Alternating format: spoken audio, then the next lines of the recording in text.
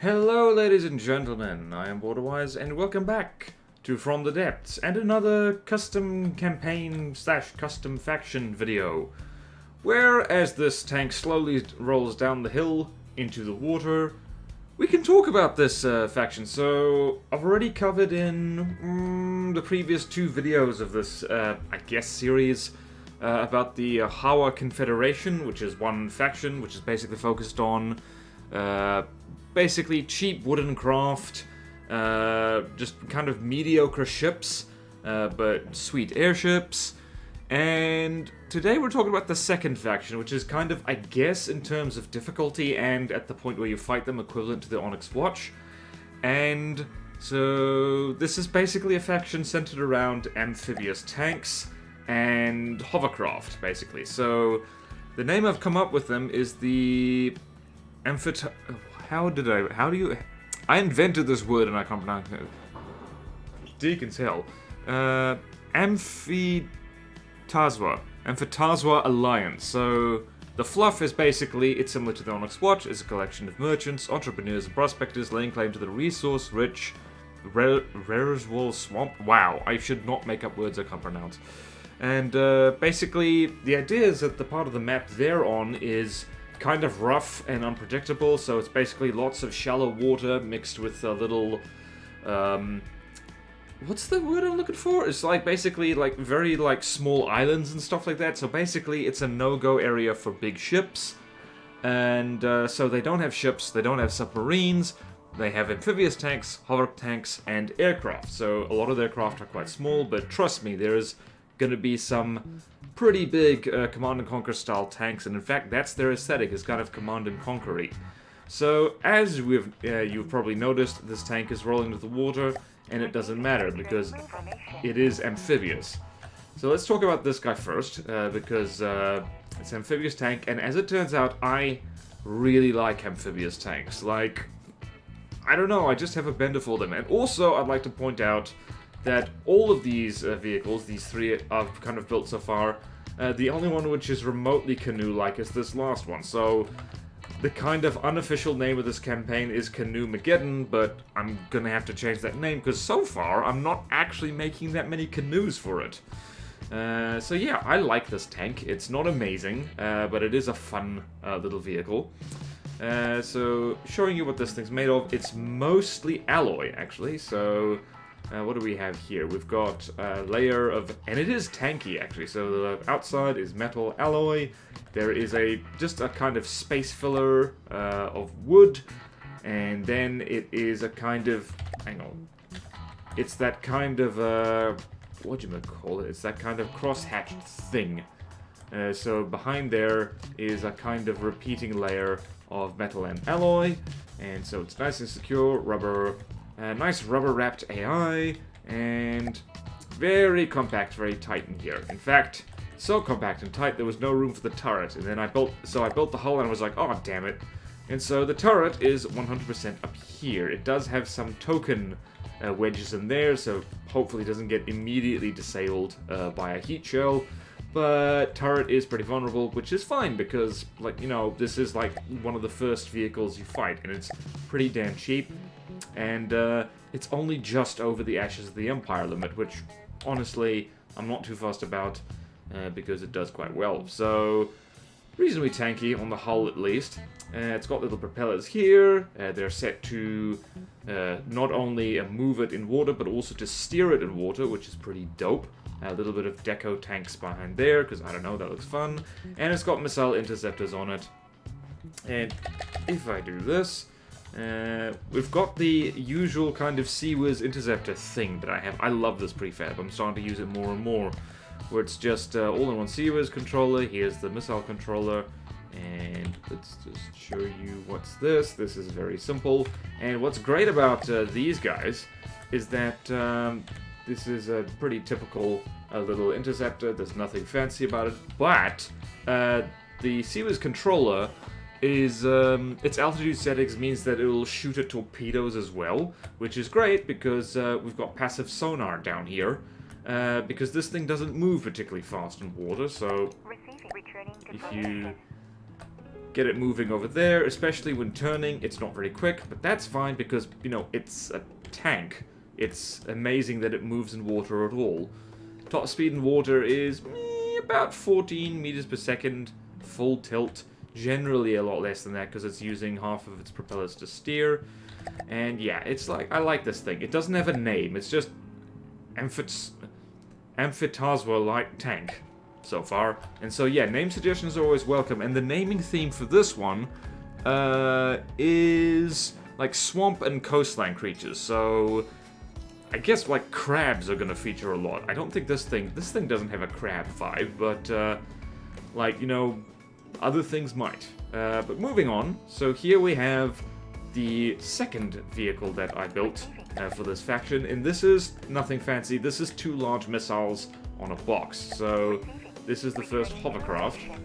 So the great thing about this is that it moves with propellers. It's not that fast, actually. It's just, I don't know, it's mainly for cool points, I guess.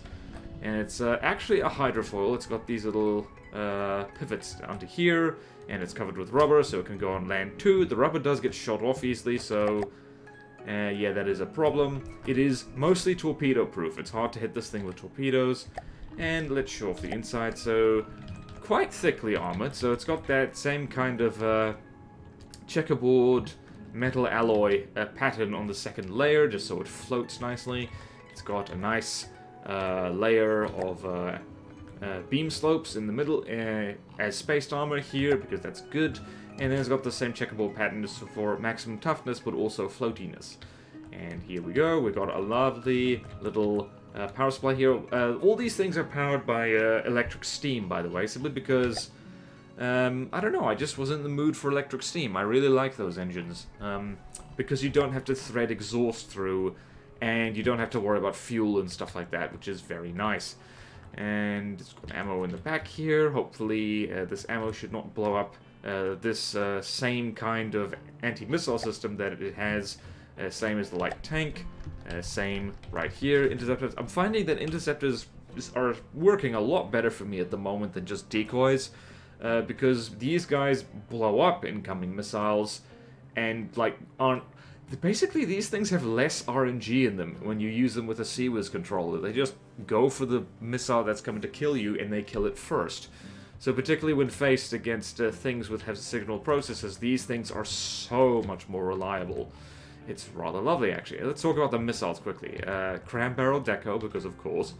Let's go here. Let's see here. There's nothing fancy. They're just explosive frag. The idea is that this guy just chucks big missiles around and blows things up, and is not exactly cheap, but is cheap enough that the idea is that you will probably find these things in packs. So if you neglect your missile defense, you are going to get blown up, and that's going to be hilarious. So none of these guys have any ways of dealing with submarines. I do plan to make these guys not super good at dealing with submarines. But at the same time, the area of the map that you're going to fight them on is going to be quite submarine unfriendly, so they do have that going for them. Okay, so last but not least, well, last but kind of least, because it's the smallest, is like same principle, is just here we have a little hovercraft, but it's much smaller. I was thinking, like, you know what, I want something small. So this is very small, it has no spaced armor whatsoever. This is really cheap and really expendable. It's just, it like scuttles around and chucks just a bunch of explosive EMP missiles around. The turret is not going to win any awards anytime soon. It's got some token air gap filler in the front, and just a whole bunch of blocks in between the front of it and the missile system back here. It has no missile defense whatsoever. Should probably fit it on there. So the idea with this is that these are cheap and expendable, and they're just going to spam these things at you. In fact, the final version, they'll come in packs of 3, just to ensure that you can't just, you can't just pick them off one at a time. If you're dealing with one of these, you're dealing with, you're dealing with 3 of them. So, and this guy's considerably faster than the other one. So on land, it goes about 80 meters per second, and on water, it's about an average of 60. And it goes steer, steer, steer. I could, well, One of the reasons why these things actually go faster on land than in water, weirdly enough, is because the drag is acting more on this extended rubber, but it needs that so it doesn't die on land, because if you put these hydrofoils, this one is just using hydrofoils just to cut down on cost, if you put them flush with that, they're more likely to get broken on land, and I don't want that, so it's fine. It's an acceptable compromise, if a slightly annoying one. So, yeah, it'll do.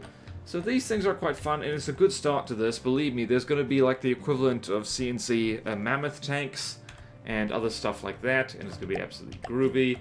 And these guys put together can quite happily take on things that are a bit more expensive than them. Oh, I almost forgot. The kind of shells that is loaded into this fella is it's just squash. It's just a little squash head, 166 millimeters. Not tremendously good rate of fire, 31.7 RPM, but it's a tank. It's a starter tank. It will do, and we should absolutely blow something up. Let's go for, what should we blow up? So we've got 70,000, 26,000, and 20,000. That's about a 120 materials, so I believe, yeah, Plunderer will do nicely. So right there we see that. And because two of these guys have missile interceptors, it's they kind of cover each other, which is quite nice. And as you can see there, we've got, let's see, did the torpedo... Yeah, so the Plunderer's torpedoes actually got taken out, which is quite nice. And this little tank, surprisingly, can shrug off cram shots. Surprisingly easy, just because the armor on the sides is so thick. It's 2 layers, cheap air gap, and then another one. The missile interceptors on here are not angled particularly well for dealing with crams, but they're better than nothing. Let's see here, what are we doing? So the light tank's been slightly scratched, and this guy's been chucking high explosive missiles this whole time. And here you see the problem with using hovercraft the way I've designed them, is that the rubber gets shot off quite easily. The flak just takes it straight off. But it's worth it for style points if nothing else, and yeah, these missiles hurt. If you forgot to bring your missile defense along with you, that hovercraft is really gonna hurt you. It's gonna hurt your feelings tremendously. Wee splat, splat, splat, splat, splat, splat. Let's see. And this guy likes to stay at long range, specifically so that crams. Hello, did you get zapped by a... No, that wasn't a cram shell, that was something else. How are you doing over here? So this guy shuffles along quite slowly, but one of the great things about being mostly alloy is that you have a low radar signature, which is very convenient. So yeah, I'm not sure how hard this faction is going to be. It depends on what their bigger and meaner stuff is like.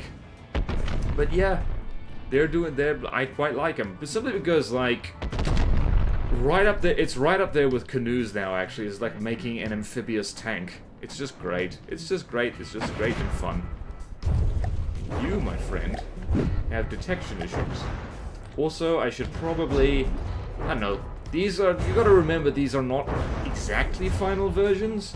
And if I actually get around to making the campaign properly, I will be handing them off to people who know how to make things really pretty, because I certainly don't do that. I've never gotten the hang of that. And this Plunderer is looking very dead. Yes, yes, yes. Alright, let's go hang out on the tank, because the tank's fun.